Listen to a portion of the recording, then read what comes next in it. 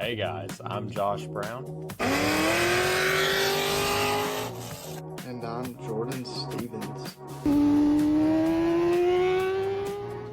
And you're watching the Cars and Health Bars podcast. Let's get right into the episode. Hey guys, what's going on? Welcome to Cars and Health Bars. On today's episode, we're going to be getting into the C8 ZR1X. Also, we're going to be reacting to the Black Ops 7 teaser trailer. Before we get into that, though, I want to hit you with your random fact of the week. We got a gaming fact for you this week. Did you know that in Legend of Zelda Ocarina of Time, the developers used real voice recordings from actual chickens for the cockaroos?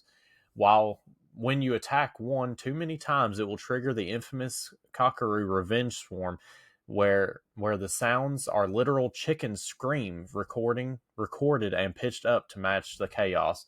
The cockaroo attack became so legendary that the Easter egg appeared in nearly every Zelda game after.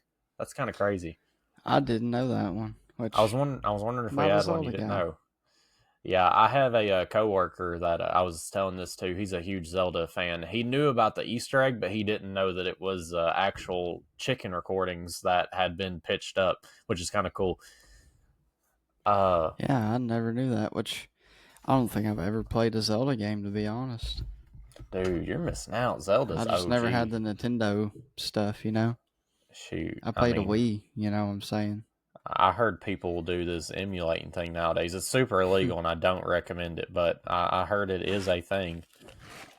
I don't think it's that bad. I don't think so either. My dad used to do an emulator. Yeah. I mean, it's there's a lot of videos out there if you ever wanted to try. That's for sure.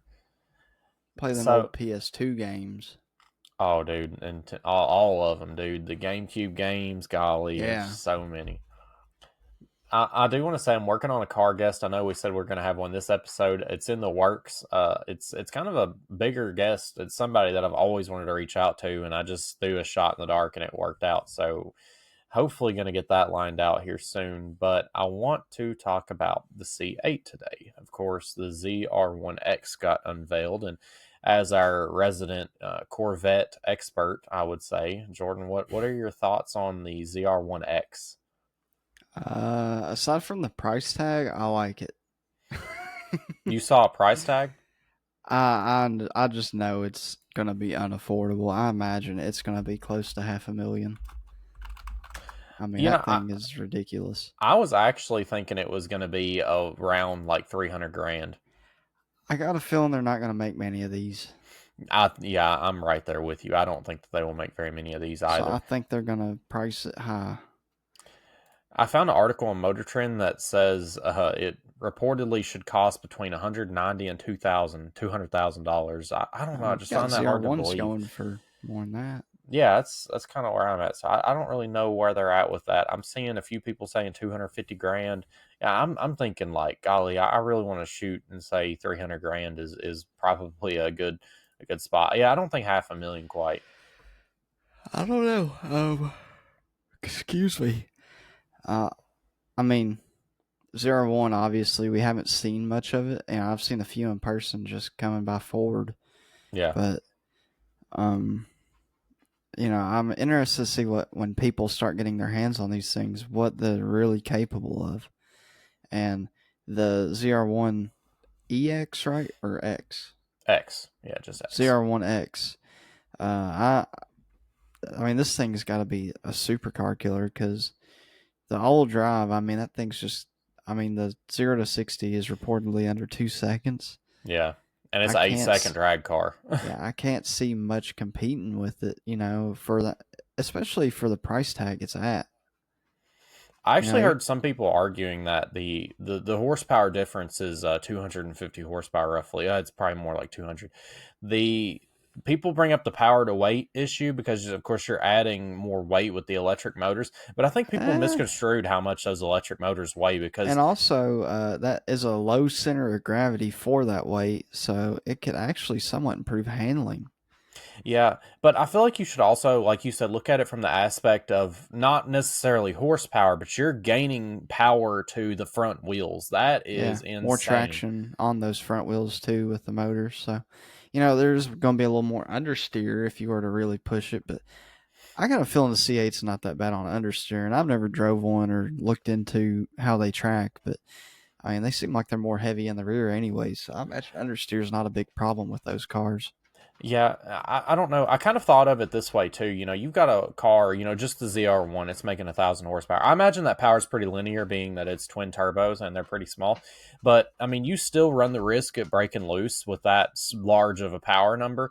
That is completely out of the question now with this all-wheel drive. I mean, your power is 100% going to be linear now. I mean, you've got that electric motors, you've got the motor in the back. I don't know. I mean, what is your opinion on how the power is going to be? I don't know when the motors, because I've never looked into the E-Ray much either, but I imagine the motor kicks off probably about the time you hit 60, 70. And, it's just really good for that 0 to 60 excel. So, as far as breaking loose, it's definitely got some kind of launch mode, I imagine, that they're using. And it's going to limit boost and limit power, obviously, because if you had full power in first gear in that thing, it's spinning. Oh yeah. I mean, there's some way to actually launch it. I'm sure they've got in there. My thing is like, I don't know. It's like you said, I mean, you know a lot about high horsepower cars. I mean, you worked around them. I just also worry that somebody that isn't used to this much power is going to get a hold of this car and not know how to respect that much horsepower. That is insane for a production car, Yeah, man. I mean, we see that a lot though with other cars that are half the horsepower. I mean, Yeah, that's what I'm saying. it's a lot of people who maybe inherit money or they just don't have a life around these kind of cars, and they see them and they're like, I want that. And if someone were to get their hands on it, not know what they're doing, yeah, it could definitely be dangerous. But I think for the majority of the people who see these cars are probably going to be enthusiasts that have the money. Yeah. It's going to be a very limited amount of people. I wouldn't doubt if they're going to do it similar to how the Ford GT was done or the GTD, where you have a list of people that are getting sold this car. You have to like almost apply. Yeah, and those kind of people are like people that go to the cruise-ins and, like Yeah, I mean, like, collect. for instance, to buy the new Ford GT, you had to own a Ford GT of the previous model at some point in history. A couple other Shelby cars. I mean, you had to show Ford you were a dedicated Ford motorsports enthusiast to own their new I mean, GT. let's just be blunt. You're either a guy that's super rich or you're super old. I mean, that's what it comes down to. Yeah, You're not a dude who's in the car scene in street racing. yeah. I mean, you're not a young kid unless your father is like in the old business or you know a CEO for Amazon or Yeah. something. I mean, I I mean, see like a channel like Daily Driven Exotics getting hold of a car like I this. I could mean, for see that sure. for sure. I mean, anyone who's got a outreach to the public could definitely get a hold of it. Yeah, because that's just But cross promotion. living in Bowling Green, I think we will see one. But Oh, 100%. most people are not going to see these things out in the wild. I imagine they're probably going to be a collector car. They're probably not going to get drove much. I imagine the ZR1 is going to be pretty similar for a while. Yeah. It's going to be people putting a couple thousand miles on them and then they're parking them. Yep. Yeah, I feel like we'll see one for sure. I mean, we were seeing ZR1s before they were available to the public just because Yeah. we live around, executives at the I Corvette mean, Museum and plant. are they selling still? I mean, I think you can order them. Are they out yet? I'm not sure. I thought for sure we I've were. seen a couple. Yeah, I've seen a couple, but I'm not sure if public individuals that purchase the car are getting them quite yet. I Uh, know it took a while for like people like Brian Tooley took forever to get his C8. I mean, they yeah. took a while to roll those out He even. got a Z06, didn't he? Yeah, he did. Have you seen the? I don't know if it's a new color or not because I've seen it on the E-Ray, but that green that they came out Oh with, yeah, dude. That oh man, is. that looks so I good. love a green color like that. Yeah, it's man that's such a cool color. I You know what like I the want to see? I what's want to that? see a purple. A purple? Man, that's Yeah, bold. That is that would really look bold. good on a C8. I think. I agree, but man, that's a bold color. I like purple, man. Yeah, purple is good. I like it whenever they come off with like these one-off colors, like they did. For sure. Was it Sunset Orange? Is your favorite on the C7? Oh no, Sebring orange. Sebring Orange, yeah. Yeah, Yeah, something just out of the I like box. interesting colors, because everything's kind of bland and the car already sticks out. So you put a bold color on it, man, it really pops out. I've always liked that. Yeah, I feel like that's why a lot of people turn to wrapping their cars because it's just you kind of blend in at some point. C8s get wrapped a lot, anyways.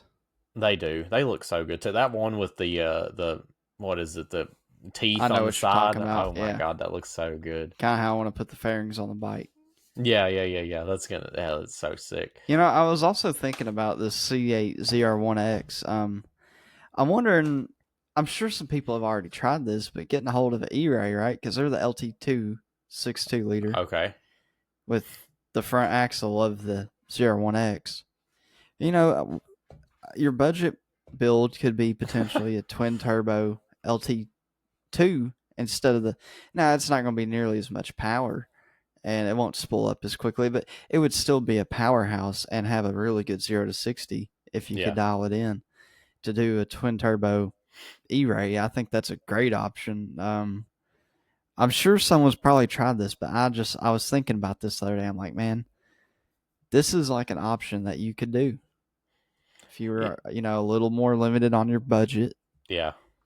I want to know, as somebody that's worked around all packages of Corvettes, did you ever? I mean, of course, ZR1's always been cream of the crop. Did you ever see them going a step above the ZR1 in package? As far as the C7 ZR1, which you can argue that versus C6 ZR1, both are legends. Right. To me, the C7 is a little more slept on, but to be frank, I did not see them going as crazy as they did with the ZR1 and the C8. Oh, I'm not surprised they surpassed the power number, but to pass it that much, yeah, I was not expecting that. Yeah. As far as it out handling the C7, I'm not surprised by a mid-engine platform, which, yeah, you can kind of argue the C7 is a front mid-engine, but it's definitely not as good of a mid-engine as a rear mid. One thing that surprised me was after seeing, I think I watched a YouTube video where they had everything on display. Like they had the engine cut in half, they had the engine out of the Yeah, car, they had all the different. Man, the turbos are kind of a small footprint they in are that little really hole. small. Yeah, I mean they could definitely fit a much larger That's turbos. and that's kind well, I say that, but they are the largest factory twin turbos on any production car. Also, the closest a turbo is to the manifold. That's why it gets away with not having very much lag because I mean it is right up on the manifold. Hey, it's Well, so. what are they? 60 mils. I I think. think they're 68 millimeters. Yeah. Yeah, I mean they're not super big, so I'm not surprised they're not that laggy. And I was reading something else about how they got almost like an anti lag. It's not quite anti lag, but they had some way of getting them turbos to spool up even faster. I was reading, and it's implemented into the engine strategy. That's crazy, dude. You know, as a mechanic, you can't help but to think like, man, this thing's got to be a nightmare to work on. Hey, I'll tell you what, I have not touched a C8 yet in my career. Yeah, I've really wanted to. I I may feel not like get if that opportunity, but you got me personally. If I had a C8, I'm gonna try and throw a bump stick in there. LT with a bump stick, LT2's LT, getting a bump stick. yeah. I honestly though, I feel like it'd just be the same as the other Corvettes. Just give it a good old cradle drop, and it's all there for you. Would it Oh not? yeah, for sure. I mean, that's Yeah, definitely how it's intended to be worked on. I I think don't I know if saw.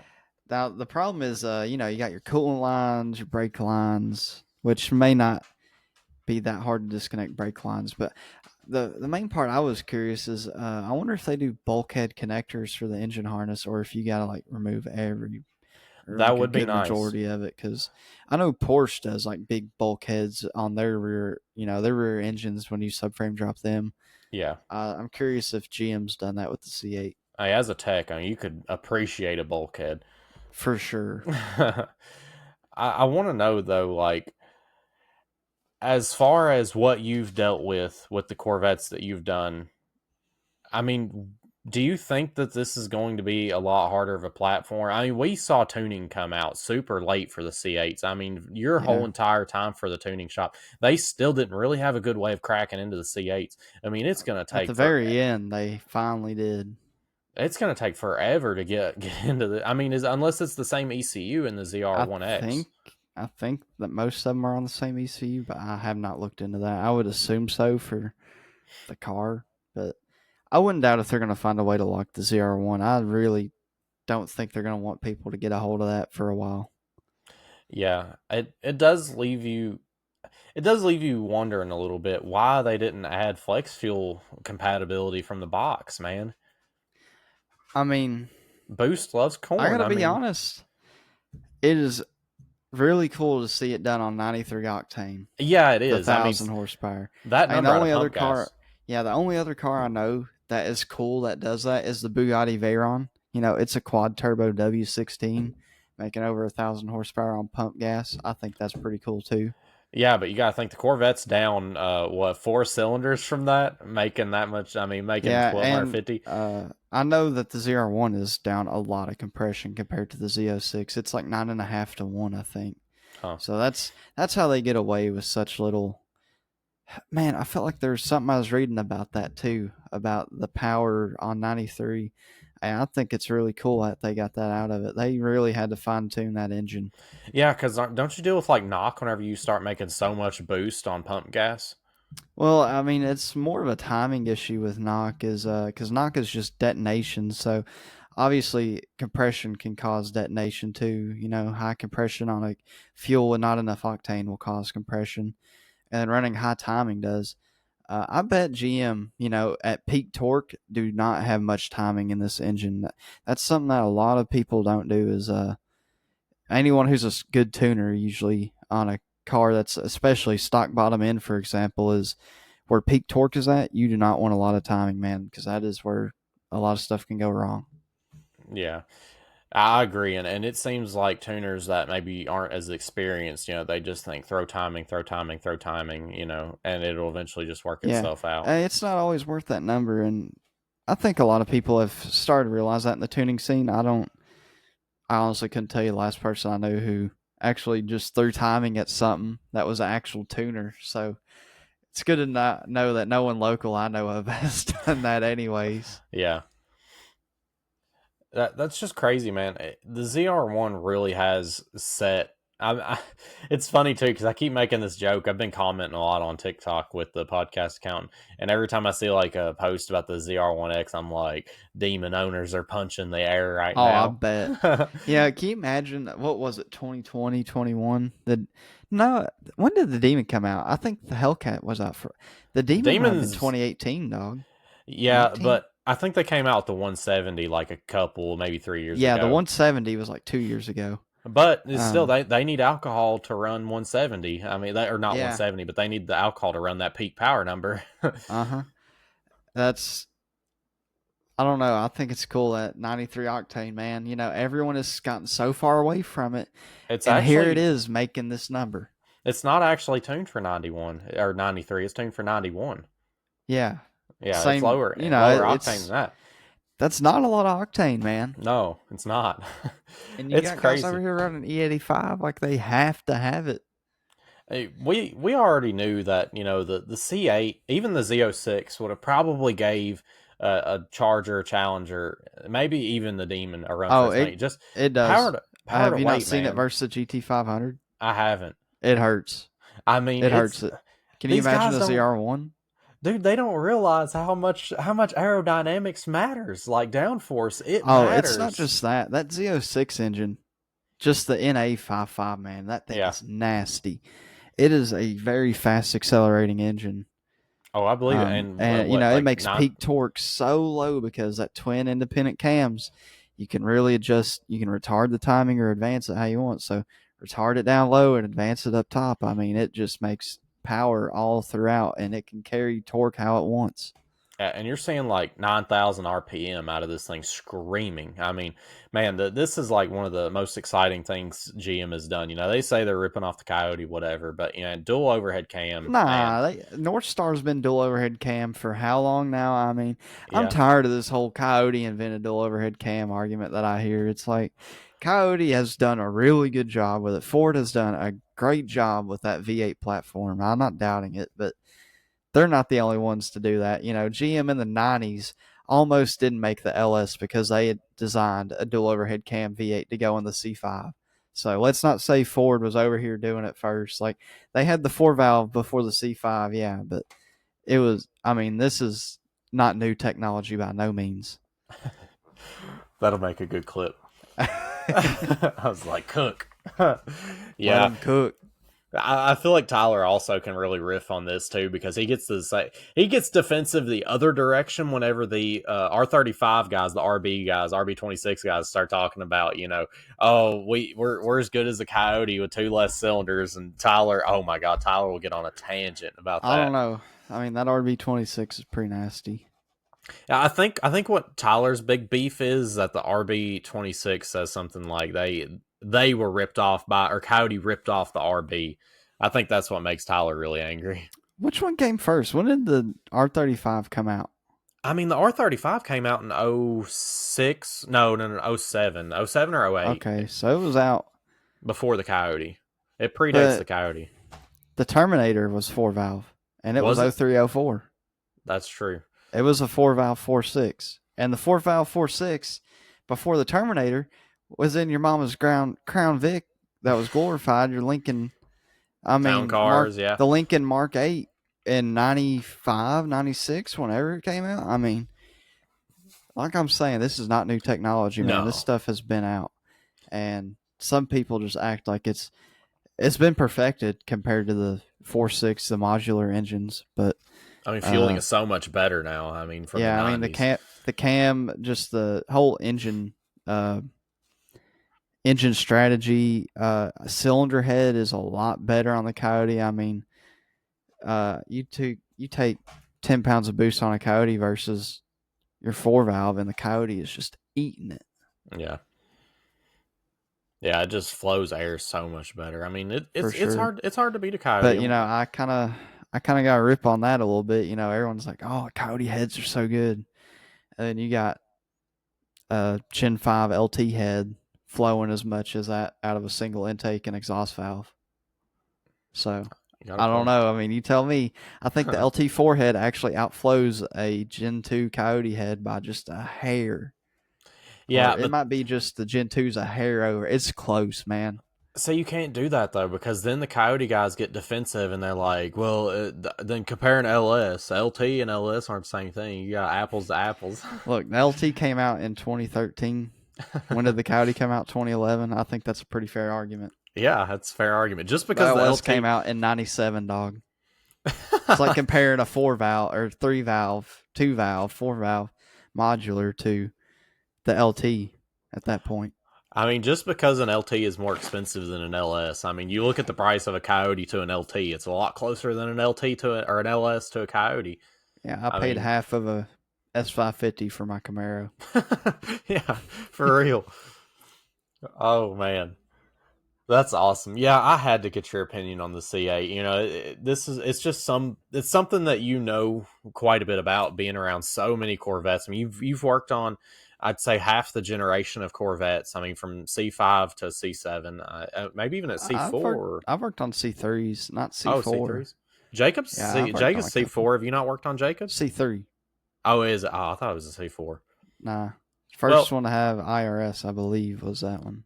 You've worked on half the Corvettes and a lot on the C6. The C4 is similar to the C5. People give it a little bit of crap. I do too, but I don't know. The C4, I will always respect the sledgehammer. The sledgehammer is like the precursor to the ZR1X or something, you could say, in a way. I mean, you're not wrong. Twin turbo, Callaway Corvette, kind of underrated. I mean, a lot of people don't even know about it. That thing was wicked. I think they even look good. They are one of the best looking Corvettes. We just need to do like an episode like talking about slept on like car packages that nobody talks about. Sure. Oh my God, that would be so good. There's a lot of cool packages. I mean, I can talk about the Aztec, bro. The Aztec?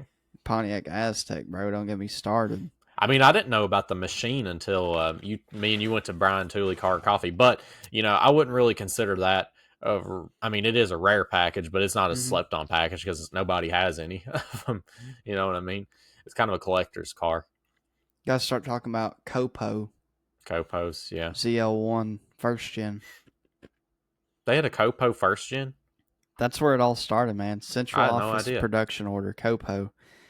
That's how people got away with putting 454s in the first gen Camaro, because they never factory came out with it.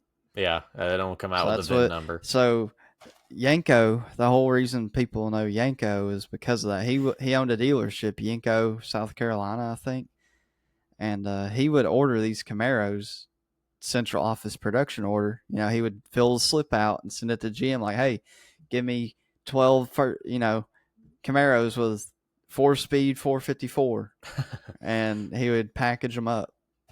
So Jeez. that's where the whole Yanko Copo, and I think that technically ZL1 was some option that technically is that's where the ZL1 designation came Huh. from. That's pretty cool. Yeah, it would be cool to break down the history of all these different packages. Yeah, there's a lot of cool packages that kind of they were here and then they got disappeared for a while and then they came back. It's cool. ZR1 is one too. Z28, just the oh no, Z28's always been a package, First, hasn't it? second, third. Well, I I rock don't Z, think. Yeah, no, it's not third gen. but it came back Fourth in the and fifth. fourth. I mean, it's always been around. It died in the fifth though. Mm. Hate to see that, man. When the 6-gen Camaro was dying, I was really expecting. They were talking about some special edition. I don't know if you remember that last year. Yeah. Well, A lot of people are like, "Oh, there's supposed to be a special edition." I was like, "This is it. This is the Z28 I've been waiting on. Like, they're gonna make a 6.6 or something crazy in a 6-gen Camaro, like just in a monster," and it never happened. Yeah, I recently saw that they re-trademarked or relicensed the GM relicensed the name Panther, and if you remember, they had a didn't they Panther do back in like the a day. Pontiac deal too? I saw something about that. Yeah, and they're talking about maybe the Panther taking the spot of the Camaro, possibly. Yeah, because that was supposed to be the name of the Camaro almost. Yeah, so the Panther, they're talking about it being more of like a 350Z, like a smaller coupe, maybe with like a 4-cylinder or Okay, something. that'd be interesting. GM hasn't really took a take on something like that. No, they haven't. So that would be very interesting to see. Not in a while, anyways. Like there's been some economy cars with some packages, but I don't count none of that. Right. Pontiac kind of got closer to that with a Saturn Sky Redline, or not Redline. What was it? It's a special package on Saturn Sky and like all those Saturns. I can't remember, but they kind of had their handling car. I feel like the market's kind of, I mean, it's kind of strong right now with the 4-cylinders because you've got, the Type R Honda Civic, making insane power. The only thing wrong with it is it's not, well, all-wheel drive for whatever reason. Like, why would you do that, Honda? Makes no sense at all. I really thought we were getting that too. The Z, the Supra, there's a lot of good 4-cylinders out there. There's a lot of competition. There is. And with how far I guess combustion engines have come, 4-cylinders are very capable. And I think people have known this for a while. I mean, the typical Civic meme, Civic with a laptop meme. Yeah. But, I mean, there's a good way to make power out of 4-cylinders, even in a production aspect. It also makes you wonder, too, because you were the one that told me that GM announced that they were making another combustion engine, a V8 combustion engine. Yeah, they had invested over $1 billion into their next generation small block. I mean, could that possibly be the engine that's going in the Panther? I don't know, dude. That would be insane to have a car with and another thing is it could just be truck engines. Yeah, that's fair, man. Trucks are always going to have V8s. Yeah, I was blown away by how powerful the V6 is. It's in like the Colorados now, like how not necessarily how fast they are, but how much horsepower and torque they have. I mean, you got a Colorado like towing some serious weight out of a mid-sized truck. It's really impressive. I don't know. I'm not a big fan of those numbers. I mean, for instance, the F-150 has a higher tow rating with the EcoBoost than it does the 5-liter. But does it really? In real world experience with me, I just can't see that, man. I drove this F-150 home the other night to test drive because typical 10-speed issues, new 10-speed in it, 3,000 miles on it, and it's already shifting bad. But I'm driving this thing home, and as soon as I hit boost, coolant temps are just getting up there, dude. Yeah, I know you told me that. Trans temp was getting up there, too. I think it had an issue, but yeah, I mean, we're going to be pulling something and just overheating with those. I was going to say, too, like, what if that number, I mean, obviously that number is based out of performance. I mean, you're not always in boost whenever you're hauling something. I mean, unless you will be in those. They spool up so really? quick, dude. Any load and they're spooling up. Okay, so they They're yeah, spooling okay, up that at makes sense. 3,000 RPM, bro. Now they're not max Jeez, boost, but they're building. they're boost. making That's So all right. Little baby yeah, turbos. they are very small. I don't know if you've ever. I'm gonna have one out tomorrow, maybe. So I'll send you a photo. I've seen the one on the train. It's about the size of like an Xbox Yeah, they're controller. that size. It's pretty They're crazy. not big. They're as big around as like the inlet. They're not even as big around as the inlet of this cup. Oh I mean, my they are god. not big. They are like 40, 50 mil max. Jeez. I mean, I guess whatever it needs some air. It needs some air. I mean, Hey, they sound good. I yeah. can't deny it. And I mean, they're fun. Boost is just the best thing ever. But I don't know about that, cuz. I don't know. Displacement is nice, but you can't deny boosty sounds. Boosty sounds. I mean, I'm the same way with the Hellcat. I'm not a Hellcat fan. Hellcats are cool. Hellcats sound cool, but I would rather have an LS any day of the week. But I cannot deny that a Hellcat does not sound good. Give me displacement. Torque is a master of power. So. Busby's car would definitely change your feeling on boost. If I could go get in Busby's car one last time, I would, dog. Like, hands down. Like, give me one car to get in. I want to get in that car one more time. What was that thing's compression ratio? I don't even know, dog. I didn't spec that engine out, but I know it was a 428. I think it still used just the factory LS7 piston or rods. I don't know if it had factory pistons because I did not build that engine. That was strictly Haney. But that was, man, I wish I could have gotten that project more. I definitely helped out with the chassis, but I wish I could have gotten that engine a little more. There was a video of autocross. We were watching memes at lunch, and there was like a video of there's a term for it, but I don't know what it is. And there was a Corvette doing autocross, and he basically did a 180 or a 360 and then kept on going. And it was kind of slow. I'm like, man, there was either a video either on Busby's page or the MCR page of a yellow C5 doing that, but it was like, dude had to have been going 60 miles an hour. I mean, he was hauling. It happened so fast. And after he got it turned back around, he was immediately taking like a 90-degree turn. It was kind of crazy. What do you mean a 360? Did like a full 360? Yeah, did like a full 360, or they can't. Maybe they did like a reverse he did like entry. A roundabout? No, he like did like a reverse entry. Drift? I don't know. It's like he lost it and then he like fully recovered by like doing a full like turnaround. I guess it would be a 180 if he was coming in backwards. Hold on, you're talking about drift or autocross? Autocross. So like he like lost it coming out of a turn, did like a 180, but recovered it by finishing out going all the way around to a 360 and kept going. All right, I got you. So I don't know. I thought you were talking about like in drift they do that. No. I'm talking about autocross. Like I said, he lost it. I think it was on the MCR page. All his pages are gone, so I couldn't find it, unfortunately. So rip to that. But yeah, it's just something I was thinking about today.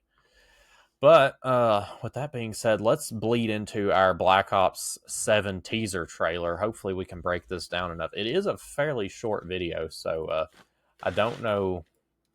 Might end up getting through this kind of quick. Let's see. Let me share my screen here for you guys. Well, we got 2 to watch. 2? Do we have 2 to watch? Yeah. What other one is there? The first trailer. Is there 2 trailers? No, remember we never watched the first one, right? Or did we? We did not. Like we did. We didn't watch anything. Yeah, that's what I thought. So I heard that this is taking place shortly after Black Ops 2, like 2035. Yeah, that's true. And the advanced movement is not jetpack, I know. I heard there is wall running, though. No, I don't think there is from what I heard. I could be wrong. Yeah, I heard that. Maybe we'll see here. Yeah, maybe we will.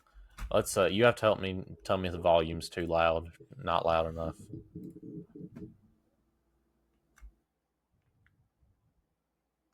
All right. Oh, I'm losing you, feller. Oh, I'm not hearing it at all. You're not hearing it? Mm-mm. Let me see here. Let's go ahead and.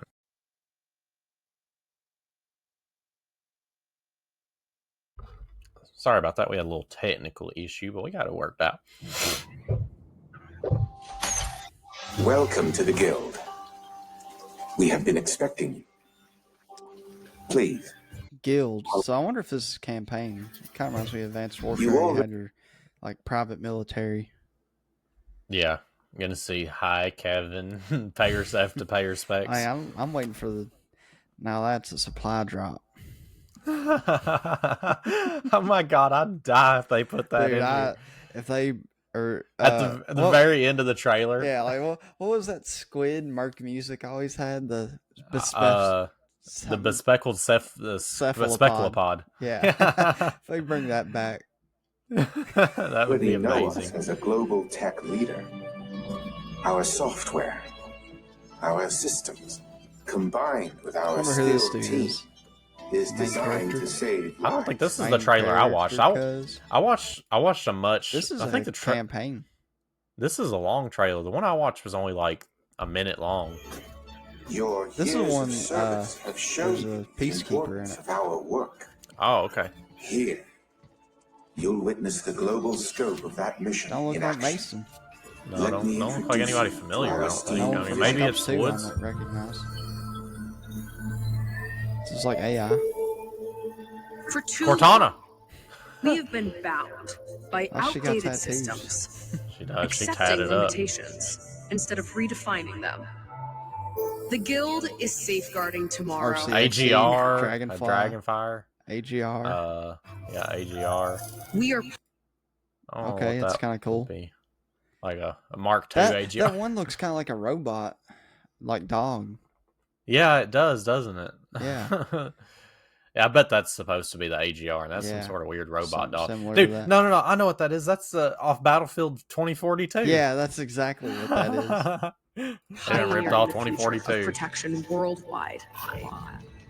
Our advancements are designed. Let's be honest, would it be a Black Ops game if there wasn't RCXD? Shaping the future of technology on a global scale. I'm Emma Hagen, CEO of the Guild. All right. Tracks from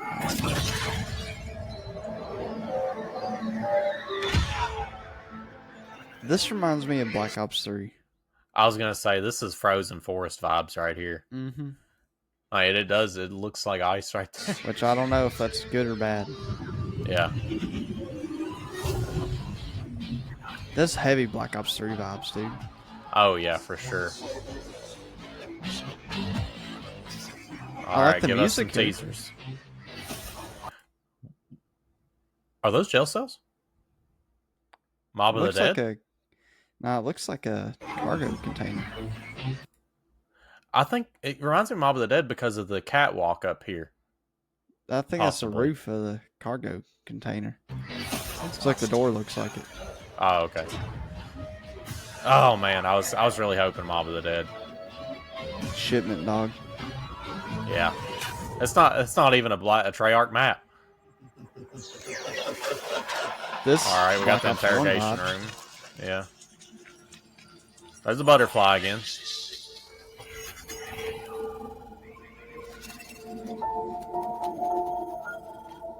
Fear is a powerful thing. David. What the heck? Mason. Oh, that is Mason then. Okay, that's Menendez. That's Mason. Menendez. I mean, I know he's alive, and there's. Whoa. So it is Mason. Peacekeeper. It's Mason's son, Mason. Yeah. It don't look like him though in Black Ops 2 as much. It don't. Look, definitely kind of looks like a peacekeeper. Yeah. Or no, it looks like ACR. Mark II. Go back just a second. See if we can see that.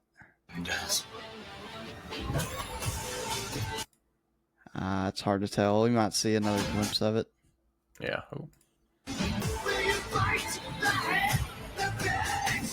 Right on his back. See anything? Cap 40. I'm about to say, bro. Yes, sir. I didn't even notice the Cap 40 the first time around. In the original game, wasn't it B-23R or was it a Cap 40? Oh, there's Cap 40 too. Okay. There's both of them. VTOL.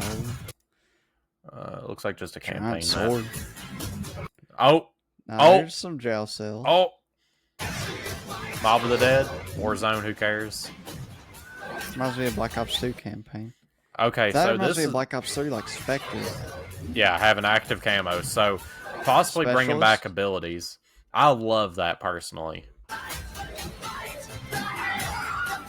Okay, zombies trailer. That's what everybody's talking about right there. Headlights, the bus, transit. Do we hear the bus audio? No. Burr, burr. Why else would there be a bus though? Like, why else would there be headlights on a zombies map? Yeah, Though? the first map too. Almost like the Yeah. first map. Which there's been a lot of talks about Transit Remastered in the Call of Duty kind of scene and the zombie scene, you know, with Black Ops 6, and we never got it. So Yeah. maybe this is finally it. I mean, this looks like a road. I mean, it's wet. I don't know. Maybe I'm just doing too much speculating. But the headlights, man, I feel like Don't that's a see good no way. cars. That does look like an outline of a bus right there, kind of. I don't know. I would be so happy.